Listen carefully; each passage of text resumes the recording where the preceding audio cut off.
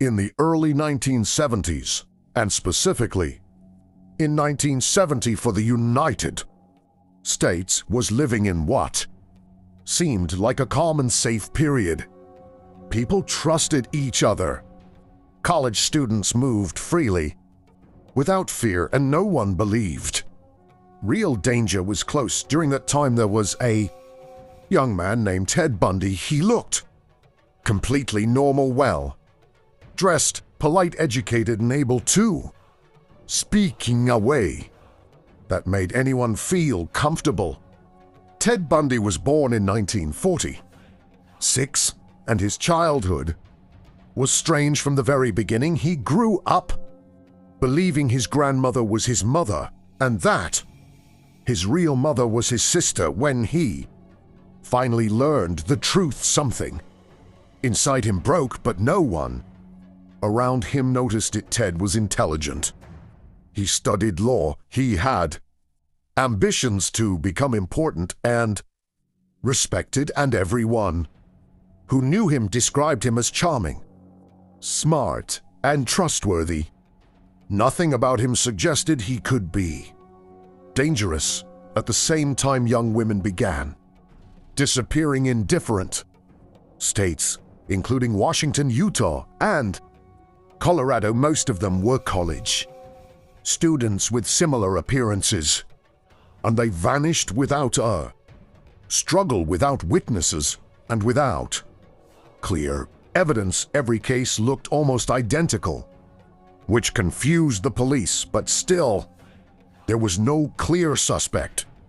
The method was always the same: a polite man pretending to be injured, asking for help, asking for a ride or assistance, carrying something, and once the victim trusted him, everything happened very quickly.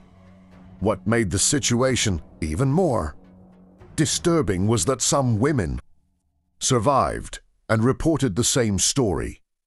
They said his name was Ted, and that he seemed friendly and harmless. This only made things harder for investigators because Ted was a common name and Bundy had no criminal record. As time passed, fear spread across college campuses.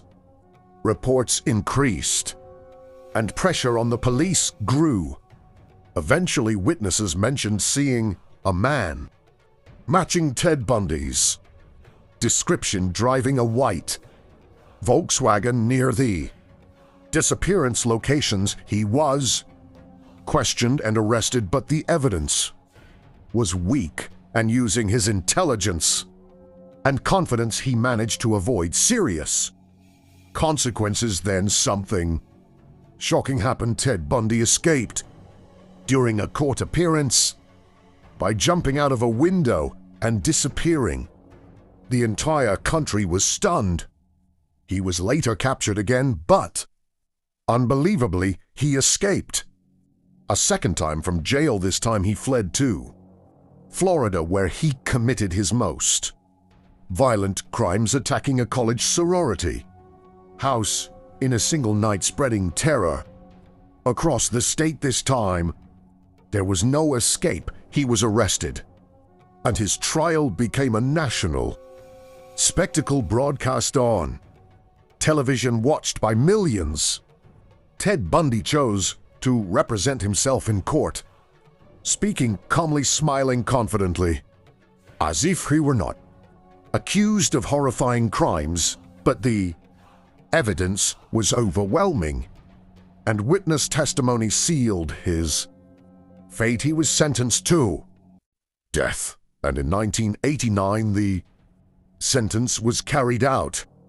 Shortly before his execution, Ted Bundy confessed to killing dozens of women, though the true number of victims remains unknown to this day, and the question that still haunts people is how someone like him managed to deceive an entire society. And the answer is terrifying, because evil does not always look dangerous. Sometimes it looks polite, calm, intelligent, and trustworthy.